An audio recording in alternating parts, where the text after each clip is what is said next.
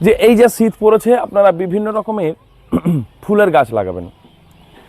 তার মধ্যে কিছু কিছু ফুলের গাছ আমি কিন্তু নাম বলবো, এবং সেই ফুলকে কিন্তু সংগ্রহ করে রাখবেন, যেটা আপনাদের জীবনে কিন্তু বিশাল কাজে লাগবে। কিন্তু আপনারা কখনো সেই ফুলকে ব্যবহার করেননি, বা কেউ কেউ ব্যবহারও করেছেন। তো বিষয়টা হচ্ছে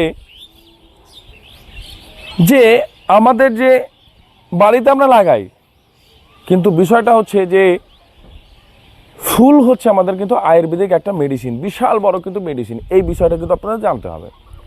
যেমন আমি শুরু থেকে একই কথা বলে আসি, সেটা হচ্ছে যে রান্নাঘর হচ্ছে আমাদের সবচেয়ে বড় কিন্তু ঔষধালয়।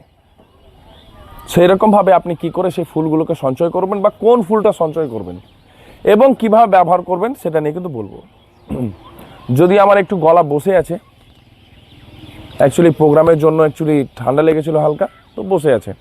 যাই হোক, তো আমি দেখাবো যে এই যে গাঁদা ফুল, ভালো করে বুঝবেন যে আমি আমার কিন্তু ছাদের কিন্তু টবের ওপরে কিন্তু লাগিয়ে রেখেছি গাঁদা ফুল, এবং আরও কিছু বিভিন্ন বিভিন্ন ধরনের ফুল রয়েছে, যেমন গোলাপ ফুল, অপরাজিতা।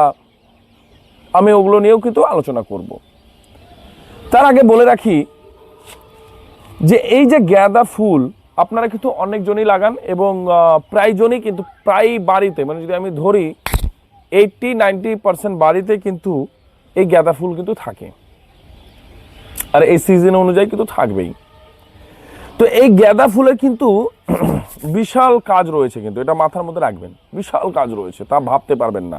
যাই হোক, তো বলার উদ্দেশ্যটা আমার হচ্ছে এটা যে প্রত্যেকে কিন্তু গাঁদা ফুল লাগান, এবং প্রত্যেকেই লাগাচ্ছেন, কিন্তু তার ব্যবহার কিন্তু করতে জানেন না। তো সেই বিষয় নিয়েই কিন্তু আমি আজকে আলোচনা করব। তো যদিও বা আমার গাঁদা ফুল খুব ভালোভাবে ফোটেনি, আর কয়েকদিনের মধ্যে পুরোপুরিভাবে গাছ ভর্তি হয়ে যাবে সেই ফুল। এই গাঁদা ফুল কতটা কাজের তা কল্পনা করলেও, মানে কল্পনাও করতে পারবেন না।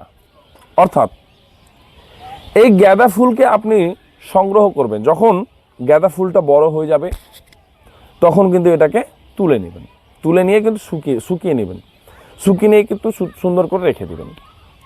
এটা কিন্তু অনেক বড় কিন্তু চায়ের, মানে একদম আয়ুর্বেদিক মেডিসিন যেটা বলে, সেটা কিন্তু হবে। অর্থাৎ আমি এর আগে আরও ভিডিওতে আমি বলেছিলাম যে গাঁদা ফুল কিন্তু আপনারা শুকিয়ে কিন্তু রাখবেন, যে হার্বাল টি, মানে আয়ুর্বেদিক চা আমাদের বাড়িতেই রান্নাঘরে কিন্তু তৈরি করতে হবে, যার ফলে আয়ুর্বেদিক চায়ের ফলে কি হবে, আমাদের শরীরকে আরও সুন্দর বানাবে এবং বিভিন্ন ধরনের রোগ থেকে কিন্তু আমাদেরকে মুক্তি রাখবে। তো এটা হচ্ছে সবচেয়ে বড় গুরুত্বপূর্ণ একটা বিষয়। দ্বিতীয়ত, যে এই গাঁদা ফুল এর চাটনি বানাবেন। এই গাঁদা ফুলকে নিলেন, এটাকে সুন্দর করে আপনি বেটে নিলেন। বেটে নিয়ে ধরুন যে আপনার অনেক দিন ধরে ঘা হয়েছে, ঘা কিন্তু কোন রকমভাবে ভালো হচ্ছে না, তো কি করবেন, এই চাটনিটা বানালেন, বানিয়ে নিয়ে সেই ঘায়ের উপর লাগিয়ে দেবেন। একদম দুর্দান্ত কাজ করবে, মনে থাকবে, দুর্দান্ত কাজ করবে এই গাঁদা ফুল। বিশেষ করে একটা জিনিস ধ্যান রাখার ব্যাপার আছে, যে মার্কেট থেকে যে গাঁদা ফুল আপনি কিনে নিয়ে আসছেন, সেটাকে এই জন্য ব্যবহার করবেন না, তার কারণ হচ্ছে ওর মধ্যে রাসায়নিক এবং কীটনাশক দুটাই কিন্তু ব্যবহার করা রয়েছে, বিষও ব্যবহার করা রয়েছে।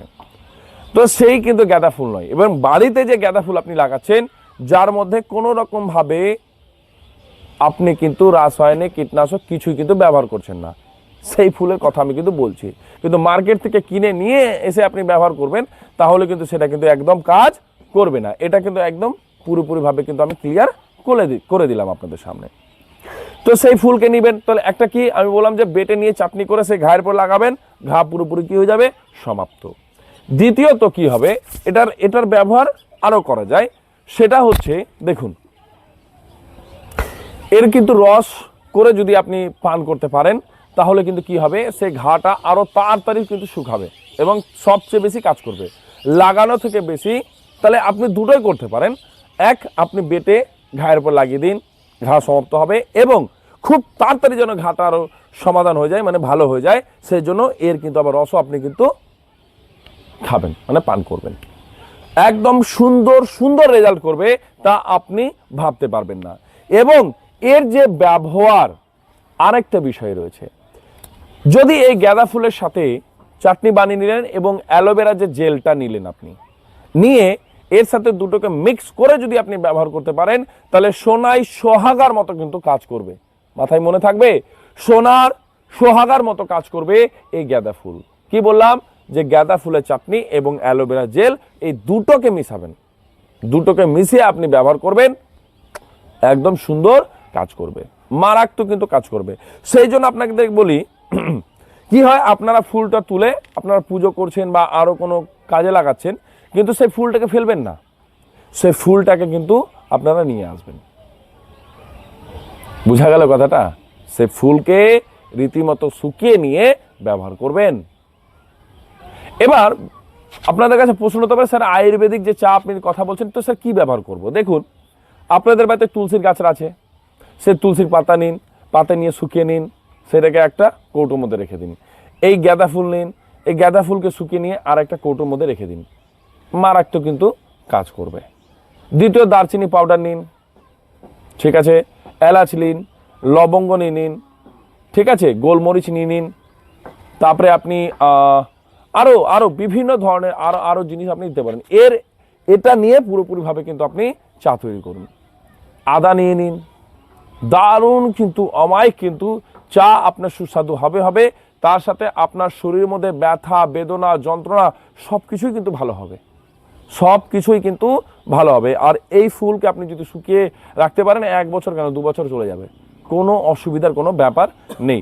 তো এই গাঁদা ফুলের কিন্তু একদম চমৎকারী গুণ রয়েছে, সেটাকে কিন্তু পুরোপুরিভাবে ব্যবহার করবেন। যদি ব্যবহার করতে না পারেন, তাহলে কিন্তু আপনাদের ভুল এবং সবচেয়ে বড় কিন্তু মিস করবেন। হ্যাঁ, এটা একটি বলতে পারেন যে স্যার আমরা তো জানতাম না স্যার, সেই জন্য আমরা ব্যবহার করতে পারিনি, এটা ভালো কথা। কিন্তু আজকে থেকে তো জানতে পারছেন, আজকে থেকে যখন জানতে পারছেন, তবে কিন্তু ব্যবহার করবেন, মিস করবেন না, ভুল করবেন না, এটাই হচ্ছে সবচেয়ে বড় কিন্তু বিষয়। তো এটাই আমার বলার ছিল। তো পুরোপুরিভাবে ব্যবহার করুন। তো ভালো থাকুন, সুস্থ থাকুন এবং সকলকে ভালো রাখুন। এবং এই ভিডিওটা কিন্তু প্রত্যেককে শেয়ার করবেন, এবং প্রত্যেকে এই জন্য শেয়ার করবেন, তার কারণ হচ্ছে এই ভিডিওটা বাড়ি বাড়ি পৌঁছে গেলে, কারণ প্রত্যেকের বাড়িতে কিন্তু এই গাঁদা ফুল রয়েছে, এটাকে ভালোভাবে সংগ্রহ করে সবাই যেন কাজে লাগাতে পারে। বুঝা গেল কথাটা? এবং সঙ্গে থাকবেন আমার সাথে, ভালো থাকবেন।